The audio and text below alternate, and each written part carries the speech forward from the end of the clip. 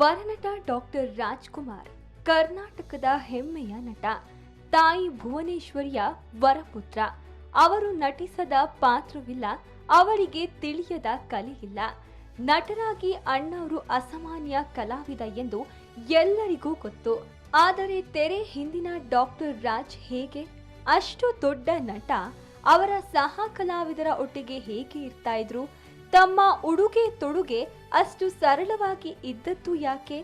ತಮ್ಮ ಬಿಡುವಿನ ಸಮಯವನ್ನ ಡಾಕ್ಟರ್ ರಾಜ್ ಕಳೆಯುತ್ತಿದ್ದು ಹೇಗೆ?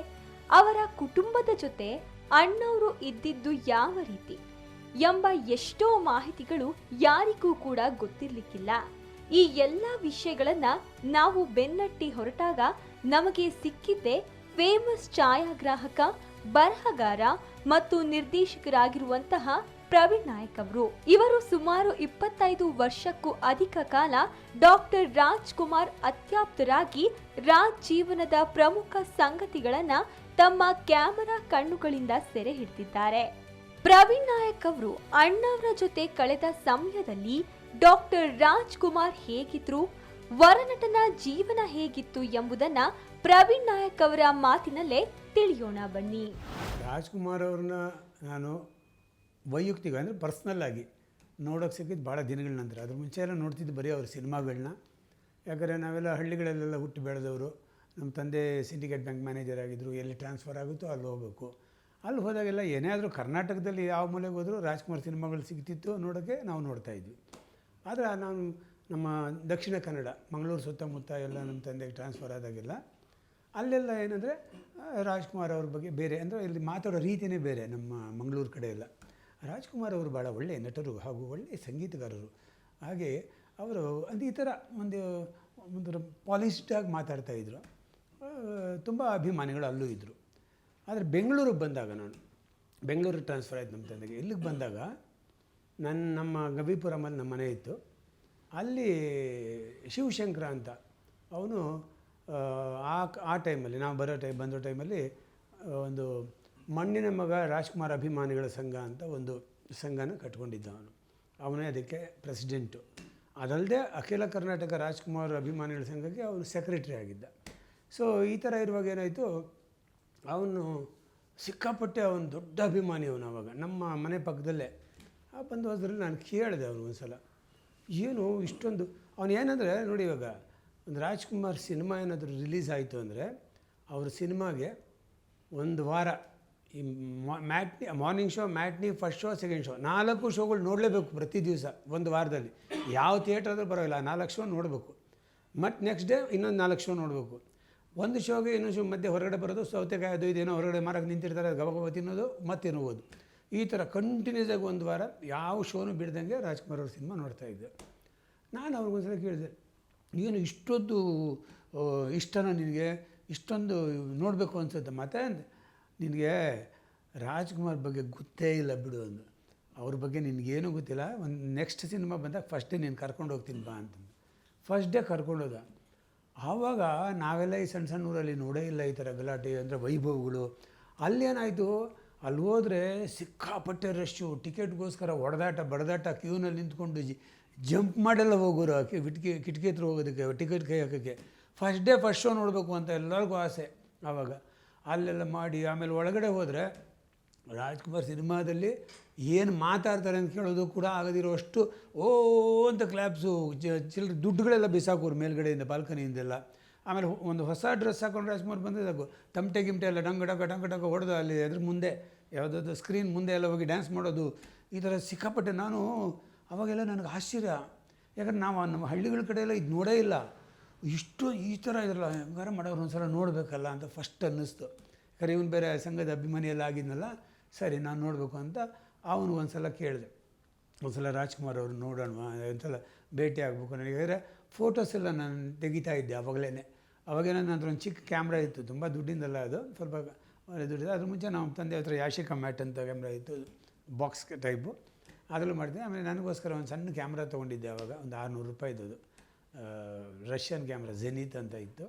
ಸೊ ಅದಕ್ಕೊಂದು ನಿಕಾನ್ದು ಲೆನ್ಸ್ ಎಲ್ಲ ಅಟ್ಯಾಚ್ ಮಾಡಿಕೊಂಡು ಆ ಬಾನೆಟ್ ಅದಕ್ಕೆ ಯೂಸ್ ಮಾಡ್ಬೋದಾಗಿತ್ತು, ಅದಕ್ಕೆ ಕಂಫರ್ಟಬಲ್ ಆಗಿತ್ತು. ಅದನ್ನು ಇಟ್ಕೊಂಡು ಎಲ್ಲ ಫೋಟೋಗಳು ತೆಗಿತಾ ಇದ್ದೆ.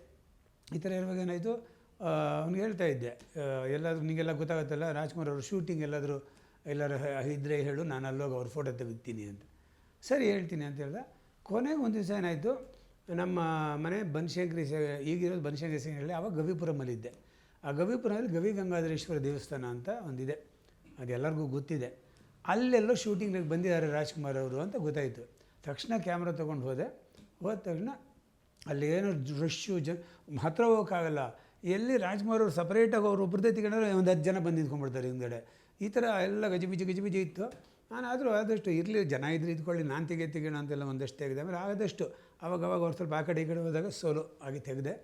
ಅಲ್ಲೂ ಒಂದು ನನಗಾಗಿದ್ದು ನೋಡಿ, ಇವಾಗ ಹೇಳಿದ್ರೆ ನೀವು ಅವ್ರು ನೋಡುವಾಗ ನಿಮ್ಮ ಕಲ್ಪನೆಗೂ ಅಲ್ಲಿ ಏನಿದೆ ಅಂತ, ನಮ್ಮ ಕಲ್ಪನೆ ಏನಿರುತ್ತೆ, ಹಬ್ಬ ಇಂಥ ಮನುಷ್ಯ ಇಷ್ಟು ದೊಡ್ಡ ಸೂಪರ್ ಸ್ಟಾರ್, ಜನ ಮುಟ್ಟಿದ್ರೆ ಸಾಕು, ನೋಡಿದ್ರೆ ಸಾಕು, ಅಯ್ಯೋ ಅಯ್ಯೋ ಅಣ್ಣ ಅಣ್ಣ ಅಂತೇಳ್ಬಿಟ್ಟು ಏನು ಮುಗಿಬೀಳೋ ಅಂಥ ಜನ, ಇವ್ರು ಏನೋ ಒಂದು ರಾಯಲ್ ಆಗಿರ್ತಾರೆ ಅಂತ ನನ್ನ ತಲೆಯಲ್ಲಿ. ಎಲ್ಲ ಏನಾಯಿತು, ಅಲ್ಲಿ ಬಂದಾಗ ಅವರು ಈ ಒಂದು ಗಾಡಿನಲ್ಲಿ ಐಸ್ ಕ್ರೀಮ್ ಎಲ್ಲ ತರ್ತಾರಲ್ಲ, ಐಸ್ ಕ್ಯಾಂಡಿ ಎಲ್ಲ ಮಾಡ್ತಾರಲ್ಲ, ಆ ಥರ ಮಾಡುವಂಥ ಒಂದು ಗಾಡಿ ಹೋಗ್ತಾ ಇತ್ತು. ರಾಜ್ಕುಮಾರ್ ಅವರು ಅದು ನೋಡಿದ್ರು, ಪಾಪ ನನಗೊಂದು ಐಸ್ ಕ್ರೀಮ್ ತೊಗೊಂಬಂದು ಕೊಡು ಅಂದರು. ಯಾರೋ ಇವರಿಗೆ ಪ್ರೊಡಕ್ಷನ್ ಅವ್ರಿಗೆ. ಆಯ್ತಣ್ಣ ಅಂತ ಅವನು ಹೋದ, ಬಂದು ತೊಗೊಂಡು ಕೊಟ್ಟ. ನಾನು ನೋಡ್ತಾಯಿದ್ದೀನಿ, ರೋಡ್ ಸೈಡಲ್ಲಿ ಯಾರೋ ಗಾಡಿ ತಳ್ಕೊಂಡು ಹೋಗುವಂಥ ಡಬ್ಬದಿಂದ ಐಸ್ ಕ್ರೀಮ್ ತರಿಸಿ, ಕೋನ್ ಐಸ್ ಕ್ರೀಮ್ ಥರ ಎಲ್ಲ ಇದ್ದವು, ಅದು ತೊಗೊಂಡು ತಿಂತಾಯಿದ್ದಾರೆ. ನಮಗೆಲ್ಲ ಒಂಥರ ನಾವೇ ಯೋಚನೆ ಮಾಡ್ತಿದ್ವಿ, ಏನಪ್ಪ ನಾವು ಕ್ಲೀನಾಗಿ ಇಟ್ಟಿದ್ದಾನೆ, ಅದೇನು ಆ ಡಬ್ಬದಲ್ಲಿ ತಂದಿದ್ದಾನೆ, ಈ ಥರ ಅಂದ್ಕೊಂಡ್ರೆ ಅವ್ರೇನೆಲ್ಲ ನಿಜವಾಗಿ ಸುಖವಾಗಿ ಖುಷಿಯಾಗಿ ತಿಂತಾಯಿದ್ರು. ಅದೆಲ್ಲ ಫೋಟೋ ತೆಗೆದೆ ನಾನು ಅವಾಗ. ನೋಡಿ, ಅವೆಲ್ಲ ಒಂಥರ ಅಪರೂಪದ ಫೋಟೋಗಳು. ರವಿ ಬೆಳಗೆರೆ ಒಂದು ಸಲ ಹೇಳ್ತಾಯಿದ್ರು, ಅಲ್ಲಪ್ಪ ಈ ಥರ ಯಾರಾದರೂ ರಾಜ್ಕುಮಾರ್ ನಿಲ್ಲಿಸಿ ಐಸ್ ಕ್ರೀಮ್ ತಿಂತಾಯಿರಿ ಸರ್, ಫೋಟೋ ತೆಗಿತೀನಿ ತೆಗಿಯೋಕ್ಕಾದ, ಅವರು ತೆಗಿಯೋವಾಗಲೇ ತೆಗೆದುಬಿಡಿದಲ್ಲ, ಅಬ್ಬತ್ತು ಅದ್ಭುತವಾದ ಕತೆ ಹೇಳ್ತೇವೆ ನಿನ್ನ ಫೋಟೋಗಳು ಅಂತ ಒಂದು ಸಲ ಅವಾಗೆಲ್ಲ ಇದ್ರಲ್ಲ ಅವರೆಲ್ಲ ಮಾತಾಡಿದರು. ಅದು ಒಂದು ಕಡೆ.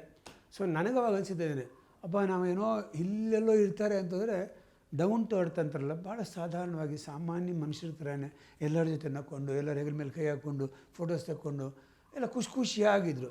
ಇದು ನಾನು ನೋಡಿದ್ದು ಮೊದಲನೇ ಸಲ ನೋಡಿದ್ರೆ ನನಗನ್ಸಿದ್ದು, ನಾವೆಲ್ಲೋ ಅವ್ರು ಮಾತಾಡ್ಸೋದೇ ಕಷ್ಟನೇನೋ, ಅಲ್ಲಿ ಹತ್ರ ಹೋಗೇ ಬಿಡ್ತಾರೋ ಇಲ್ವೋ ಅಂತೆಲ್ಲ ಇದ್ದರೆ ಅಕಸ್ಮಾತ್ ಯಾರು ತರ್ತಾರೆ, ಇರ್ರಿ ಬನ್ನಿರಿ ನೀವು ಬನ್ನಿರಿ ಅಂತ ಅವರೇ ಕರೀತಾರೆ. ಪೊಲೀಸವ್ರು ತಡೆಯೋಕ್ಕೆ ಹೋದ್ರೂ ಅವ್ರು ಬಿಡೋಲ್ಲ, ಇದು ಬಿಡಿ ಪಾಪ ಬಿಡಿ ಅಂತೇಳಿ ಕರೀತಿದ್ರು. ಈ ಥರ ಆಗಿ ಮೊದಲನೇ ಭೇಟಿಲಿ ಆ ಥರದಷ್ಟು ಫೋಟೋಗಳೆಲ್ಲ ನಾನು ತೆಗೆದಿದ್ದು. ಕನ್ನಡ ಚಿತ್ರರಂಗದ ಧ್ರುವತಾರೆ ಡಾಕ್ಟರ್ ರಾಜ್ಕುಮಾರ್ ಅವರು ಕೇವಲ ಅಭಿನಯಕ್ಕೆ ಅಷ್ಟೇ ಅಲ್ಲದೆ ತಮ್ಮ ವೈಯಕ್ತಿಕ ಜೀವನದ ಸರಳತೆ ಮತ್ತು ಸಜ್ಜನಿಕೆಗೆ ಹೆಸರಾದವರು. ಕೋಟ್ಯಾಂತರ ಅಭಿಮಾನಿಗಳ ಆರಾಧ್ಯ ದೈವವಾಗಿದ್ದರೂ ಅವರು ಪಾಲಿಸಿಕೊಂಡು ಬಂದ ಸರಳ ಜೀವನ ಎಲ್ಲರಿಗೂ ಮಾದರಿ. ಪ್ರಖ್ಯಾತ ಛಾಯಾಗ್ರಾಹಕ ಮತ್ತು ನಿರ್ದೇಶಕ ಪ್ರವೀಣ್ ನಾಯಕ್ ಅವರು ಡಾಕ್ಟರ್ ರಾಜ್ಕುಮಾರ್ ಅವರ ಸರಳತೆ ಮತ್ತು ವಸ್ತ್ರ ವಿನ್ಯಾಸದ ಬಗ್ಗೆ ಅನೇಕ ಆಸಕ್ತಿದಾಯಕ ಸಂಗತಿಗಳನ್ನ ನಮ್ಮ ಜೊತೆ ಹಂಚಿಕೊಂಡಿದ್ದಾರೆ. ರಾಜ್ಕುಮಾರ್ ಅವರ ಡ್ರೆಸ್ಸಿಂಗ್ ಸೆನ್ಸ್ ಬಗ್ಗೆ ಅವರ ಮಾತುಗಳನ್ನ ನೀವೇ ಕೇಳಿ. ಇಲ್ಲ, ನಾನು ಅದನ್ನು ಕೇಳಿದೆ ಅವ್ರಿಗೆ ಒಂದು ಸಲ, ಸರ್ ವೈಟ್ ಶರ್ಟು ವೈಟ್ ಲುಂಗಿನೇ ಆಗ್ತಿರಲ್ಲ ನಿಮಗೆ, ಎಲ್ಲರ ಥರ ನಾನು ಹಿಂಗಿರಬೇಕು, ನಾನು ಹಂಗಿರಬೇಕು, ಮೆರಿಬೇಕು, ಪ್ರತಿಯೊಬ್ಬರಿಗೂ ಇರುತ್ತೆ ಒಂದಷ್ಟು ನೀವು ಪಾಪ್ಯುಲರ್ ಆದಮೇಲೆ. ಸೊ ನಿಮಗೆ ಅನ್ನಿಸ್ಲಿಲ್ವಾ, ಯಾವತ್ತೂ ನೀವು ಹಾಕ್ಕೊಂಡಿಲ್ವ ಸರ್ ಒಂಥರ ಆ ಥರ ಪ್ಯಾಂಟು ಟೀ ಶರ್ಟ್ಗಳೆಲ್ಲ? ಇಲ್ಲ ಮೊದಲೆಲ್ಲ ಹಾಕ್ತಾಯಿದ್ದೆ, ನಾನೇನು ಸ್ಟೈಲಾಗಿ ಇರಬೇಕು ಅಂತ ಮಾಡಿದ್ದಲ್ಲ, ಹಾಕ್ತಿದ್ದೆ. ಒಂದು ದಿವಸ ಈ ಏರ್ಪೋರ್ಟಲ್ಲಿ ಪೈಲಟ್ ತಮಿಳವನು ಅವರು ರಾಜ್ಕುಮಾರ್ ಸಿನಿಮಾ ನೋಡ್ರೆ ಅವರು ರಾಜ್ಕುಮಾರ್ ಬಂದು ಮೀಟ್ ಮಾಡಿ ಹೇಳ್ತಾರೆ, ಸರ್ ನಂದೊಂದು ರಿಕ್ವೆಸ್ಟ್ ನಿಮ್ಮ ಫ್ಯಾನ್ ಆಗಿ ಅಂತ. ಏನು ಅಂತ, ನೀವು ನಿಮ್ಮನ್ನು ತುಂಬ ಒಂದು ದೊಡ್ಡ ಮಟ್ಟದಲ್ಲಿ ನೋಡ್ತಾ ಇದ್ದೀವಿ ಸರ್, ನೀವು ಈ ಟೀ ಶರ್ಟ್ ಅಥವಾ ಪ್ಯಾಂಟು ಈ ಜೀನ್ಸ್ ಪ್ಯಾಂಟೆಲ್ಲ ಹಾಕಿದ್ರೆ ನಮಗೆ ನಿಮ್ಮ ಬಗ್ಗೆ ಇದು ಆ ಗೌರವ ಇದೆಯಲ್ಲ ಅದು ಬೇರೆ ಥರ ಆಗ್ಬೋದೇನೋ ಅನಿಸುತ್ತೆ. ನನ್ನ ರಿಕ್ವೆಸ್ಟ್ ಅನಿಸುತ್ತೆ, ನೀವೊಂದು ಬಿಳಿ ಶರ್ಟು ಬಿಳಿ ಪಂಚೆ ಇದರಲ್ಲಿ ನೀವು ತುಂಬ ಒಂದು ನಾವು ಏನು ಅನ್ಕೋತೀವಿ ರಾಜ್ಕುಮಾರ್ ಅಂದರೆ ಆ ಥರ ಕಾಣ್ತೀರಾ ಅಂತಂದೆ. ಹೌದಾ, ಸರಿ, ಇನ್ನು ಮುಂದೆ ನಾನು ಬಿಳಿ ಶರ್ಟು ಪಂಚೆನೇ ಹಾಕ್ತೀನಿ ಅಂತ ಹೇಳಿದೆ.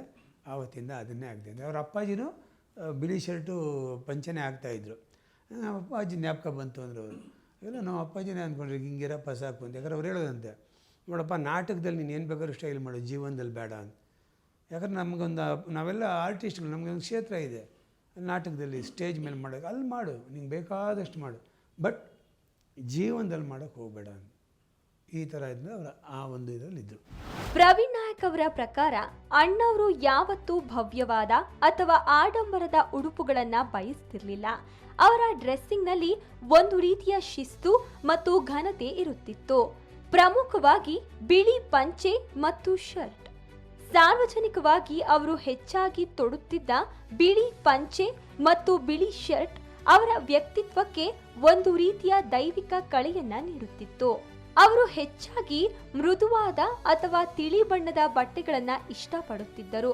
ಕಣ್ಣಿಗೆ ರಾಚುವಂತಹ ಬಟ್ಟೆಗಳನ್ನ ಅಣ್ಣಾವ್ರು ಅವರ ಸಿನಿಮಾದ ಹೊರಗೆ ಬಳಸುತ್ತಿರಲಿಲ್ಲ.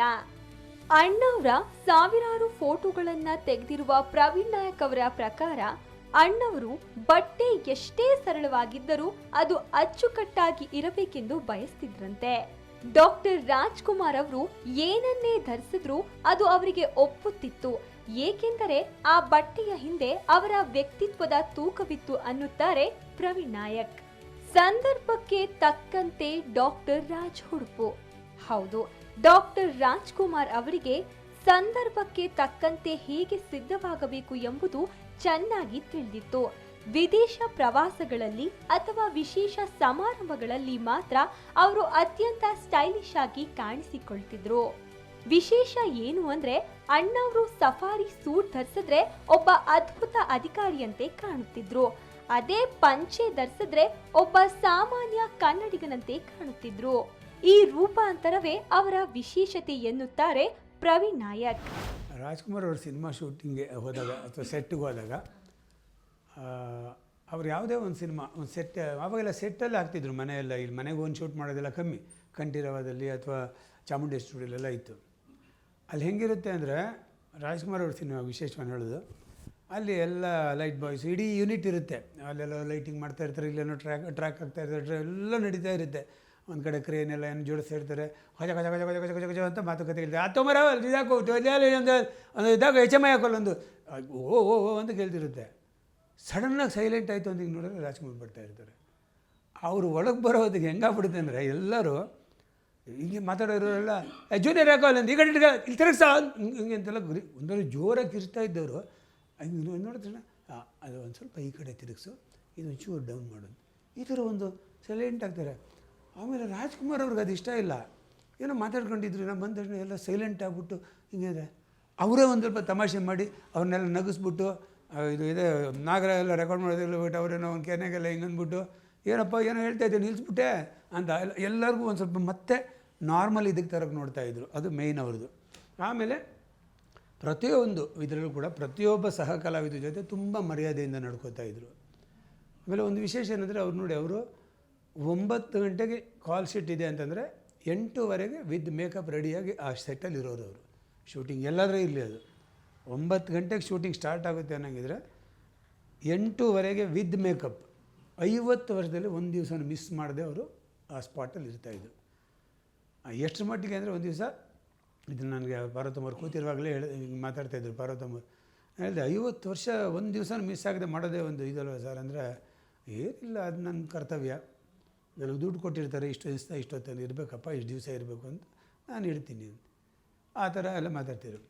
ಒಂದು ದಿವಸ ಏನಾಯ್ತಂತೆ, ಅವರು ಹೊರಗಡೆ ಬಂದಿದ್ದಾರೆ ರೆಡಿಯಾಗಿ. ಅವರೆಲ್ಲ ಅವ್ರು ವ್ಯಾಯಾಮ ಮಾಡ್ತಾರೆ, ಯೋಗ ಮಾಡ್ತಾರೆ, ಮಾಡಿಬಿಟ್ಟು ಆಮೇಲೆ ಸ್ನಾನ ಮಾಡಿ ಮೇಕಪ್ ರೆಡಿ ಮಾಡಿಕೊಂಡು ಮೇಕಪ್ ಹಾಕ್ಕೊಂಡು ಕಾಸ್ಟ್ಯೂಮ್ ಇರ್ತಾರೆ, ಕಾಸ್ಟ್ಯೂಮ್ ಡ್ರೆಸ್ಸು ಹಾಕ್ಕೊಂಡು ಶೂಟಿಂಗಿಗೆ ಹೆಂಗೆ ರೆಡಿ ಆಗಬೇಕು ಅದು ರೆಡಿ ಆಗ್ಬಿಡ್ತಾರೆ ಮನೇಲೆ. ಅಲ್ಲಿಂದ ಹೋದರೆ ಒಂದು 8:30 ಒಳಗಡೆ ಇದರಲ್ಲಿ ಇರ್ತಾರೆ ಆ ಸೆಟ್ಟಲ್ಲಿ. 9 ಗಂಟೆಗೆ ಶೂಟಿಂಗ್ ಅವ್ರು ರೆಡಿಯಾಗಿರ್ತಾರೆ. ಒಂದು ದಿವಸ ಅವರು ಹೊರಗೆ ಬಂದ್ರಂತೆ. ಬಂದ್ಬಿಟ್ಟು ಕಂಪ್ನಿ ಕಾರ್ ಬಂದಿದೆಯಾ ಅಂತ ಕೇಳಿದ್ದಾರೆ. ಇಲ್ಲ ರೀ ಅಂತ ಹೇಳಿದ್ದಾರೆ ಭಾರತವ್ರು. ಇಲ್ಲ ರೀ ಬಂದಿಲ್ಲ ಅಂತ. ಹೌದಾ, ಹಂಗಾರೆ ನಮ್ಮ ಕಾರು ಹರ್ಬಂತು ಇದನ್ನು ಯಾರಿದ್ದಾರೆ ನೋಡು ಕಲಿಸು, ಇನ್ನೊಂದು ಲೇಟ್ ಆಗ್ತಾಯಿದ್ದೀನಿ, ನಾನು ಅಲ್ಲಿ ಶೂಟಿಂಗ್ ಹೋಗ್ಬೇಕು ಇವಾಗ ಅಂತ. ಅವರೆಲ್ಲೋ ಹೋಗಿದ್ದಾನೆ ರೀ, ಅವನಿದೇನೋ ತರಕ್ಕೆ ಹೋಗಿದ್ದಾನೆ ಅಂತ. ಹೌದಾ ಅಂತ ಹೇಳ್ಬಿಟ್ಟು ಅದಾದಮೇಲೆ ರಾಜ್ಕುಮಾರ್ ಸುಮ್ಮನೆ ಒಳಗಡೆ ಆ ಕಡೆ ಹೋದರು. ಹೋಗಿ ಸ್ವಲ್ಪ ಹೊತ್ತು ನೋಡಿದ್ರೆ ರಾಜ್ಕುಮಾರ್ ಅವ್ರು ಕಾಣ್ತಾ ಇಲ್ಲ. ಎಲ್ಲ ಗಾಬರಿ ಆಗ್ಬಿಟ್ಟು ಎಲ್ಲೋದ್ರಿ ಇವರು ಅಂತ. ಅವ್ರೇನು ಮಾಡಿದ್ದಾರೆ ಅಂತ ಅಲ್ಲಿಂದ ಸೀದಾ ರೋಡಿಗೆ ಬಂದು ಯಾವುದೋ ಆಟೋ ಬರುತ್ತೆ, ಅದು ಆಟೋ ಅಂತ ಹಿಡಿದ್ಬಿಟ್ಟು ವಿತ್ ಮೇಕಪ್ ಆಗಿದ್ದಾರೆ. ಅವ್ನಿಗೆ ಹೆಂಗಾಗಿರ್ಬೇಕು ನೋಡಿ. ಏನಾದ್ರು ರಾಜ್ಕುಮಾರ್ ಆಟೋ ರಿಕ್ಷಾ ಹಿಡ್ಕೊಂಡು ನಿಲ್ಲಿಸಿ ಹೋಗ್ತಾ ಇದ್ದಾರೆ ಅಂತಂದರೆ ಅಲ್ಲಿಂದ ಕಂಟ್ರೋಲ್ ಸ್ಟುಡಿಯೋಗೆ ಎಲ್ಲ ಹೋಗಿದ್ದಾರೆ ಆಟೋ ಹತ್ಕೊಂಡು. ಆಮೇಲೆ ಅವ್ರ ವಿಷಯ ಗೊತ್ತಾಯಿದೆ ಮನೆಯವರಿಗೆ, ಈ ಥರ ಆಯಿತು, ಅವರೇ ಬಂದುಬಿಟ್ರು, ಯಾರು ಈ ಕಾರಲ್ಲಿ ಗೀರಲ್ಲಿ ಬರಲ್ಲ ಆಟೋದಲ್ಲಿ ಬಂದರು ಅಂತ. ಇದಾದ ಮೇಲಿಂದ ನೋಡಿ ಎಲ್ಲರೂ ಹೇಳ್ತಾಯಿದ್ರು ಬರೋದ್ರು. ಅಲ್ಲಿಂದ ನನಗೆ ಭಯ ಅಂದರೆ ಭಯ. ಯಾವುದೇ ಇರಲಿ ನಮ್ಮನೆ ಕಾರು ಅವರು ಹೋಗೋವರೆಗೂ ಇಲ್ಲಿ ಇರಲೇಬೇಕು, ಎಲ್ಲೂ ಹೋಗಿಲ್ಲ. ಕಂಪ್ನಿ ಕಾರ್ ಬರಲಿ ಬರದೇ ಇರಲಿ, ಇನ್ಯಾವುದೋ ನಮ್ಮ ಮನೇಲಿ ಯಾವುದೋ ಫಂಕ್ಷನ್ ಇರಲಿ ಇಲ್ಲಿ, ಬಟ್ ಅವರು ಸಿನಿಮಾ ಶೂಟಿಂಗ್ ಹೋಗಬೇಕು ಅನ್ನೋ ಒಂದು ಕಾರ್ ನಮ್ಮ ಮನೇಲಿ ಖಾಲಿ ಇರಲೇಬೇಕು ಅಂತ ತೀರ್ಮಾನ ಮಾಡಿಕೊಂಡೆ. ಈ ಥರ ಅವರು ಡಿಸಿಪ್ಲಿನಾಗಿ ಬೆಳೆದು ಬಂದ ದಾರಿ ಇದು. ನೋಡಿದ್ರಲ್ಲ, ಡಾಕ್ಟರ್ ರಾಜ್ಕುಮಾರ್ ಅವರು ಎಷ್ಟೇ ದೊಡ್ಡ ನಟರಾಗಿರಬಹುದು, ಆದ್ರೆ ಅವತ್ತು ಆ ಒಂದು ಪೈಲಟ್ ಹೇಳಿದ ಒಂದು ಮಾತಿನಿಂದ ತಮ್ಮ ಉಡುಗೆಯನ್ನೇ ಸಂಪೂರ್ಣ ಬದಲಾಯಿಸಿಕೊಂಡ್ರು ಡಾಕ್ಟರ್ ರಾಜ್ಕುಮಾರ್. ರಾಜ್ಕುಮಾರ್ ಅವರ ಈ ಸರಳತೆ ಇಂದಿನ ತಲೆಮಾರಿಗೆ ಒಂದು ಮುಖ್ಯ ಸಂದೇಶ ನೀಡುತ್ತದೆ. ಸಾಧನೆ ಎಂಬುದು ಹಣ ಅಥವಾ ಬಟ್ಟೆಯಲ್ಲಿಲ್ಲ, ಅದು ನಾವು ತೋರುವ ವಿನಯ ಮತ್ತು ಸರಳತೆಯಲ್ಲಿದೆ ಎಂದು ನಾವು ಡಾಕ್ಟರ್ ರಾಜ್ರನ್ನ ನೋಡಿ ತಿಳಿಯಬೇಕು. ನಾಳೆ ಮತ್ತೊಂದು ರಾಜ್ಕುಮಾರ್ ಅನ್ಟೋಲ್ಡ್ ಸ್ಟೋರಿ ಜೊತೆಗೆ ನಿಮ್ಮ ಮುಂದೆ ಬರ್ತೀವಿ. ಅಲ್ಲಿವರೆಗೂ ನೋಡ್ತಾ ಇರಿ ಫ್ರೀಡಂ ಟಿವಿ. ಇದು ಜನಸಾಮಾನ್ಯರ ಶಕ್ತಿ.